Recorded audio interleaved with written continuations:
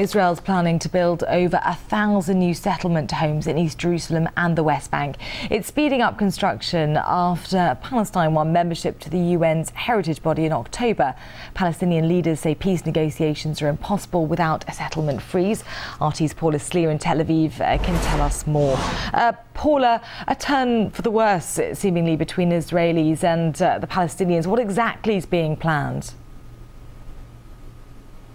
Well, certainly what we're hearing is that the Israeli government has announced it will be building more than 1,000 housing units across the Green Line on Palestinian land. The Israeli Housing and Construction Ministry says the decision was made last month after it was announced that Palestinians were being accepted into UNESCO, the United Nations Education, Scientific and Cultural Agency. Now, the purpose of the housing units is to try and help alleviate the shortage of accommodation, particularly among young Israeli couples in the Jerusalem area.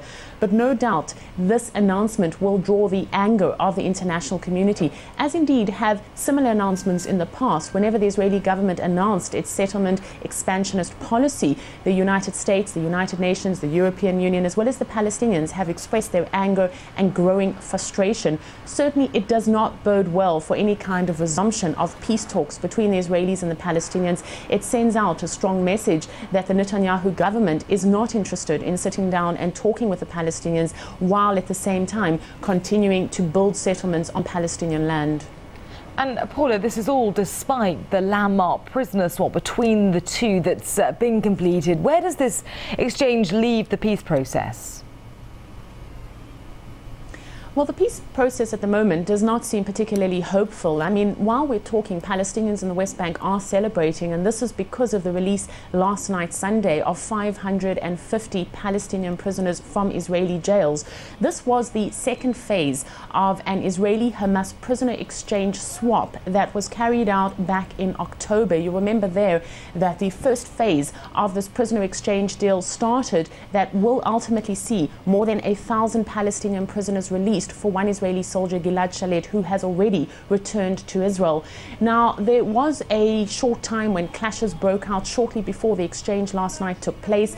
These clashes were between Israeli soldiers and families who were waiting for prisoners to come back. The soldiers were firing tear gas and rubber bullets. The Palestinians were throwing rocks and burning tires.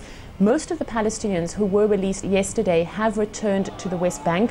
They are mostly supporters and members of Fatah, although this was a deal that was carried out with Hamas. So you do have this policy which seems quite strange to some observers. On the one hand, Israel adhering to a prisoner exchange deal and seemingly wanting to move forward and create some kind of negotiations with the Palestinians. But on the other hand, we do have this flare-up in violence, and we also have this continuation in settlement building by the Netanyahu government.